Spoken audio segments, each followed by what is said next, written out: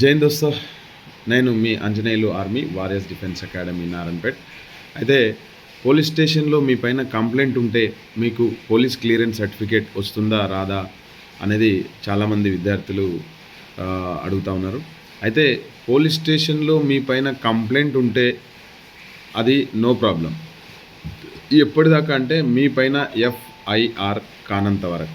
Okay, so FIR మీకు అయ్యింది, అందులో ఎఫ్ఐఆర్లో మీ పేరు ఉంది అంటే అప్పుడు మీకు అఫీషియల్గా మీ పైన కేసు అప్రూవ్ అయినట్టు.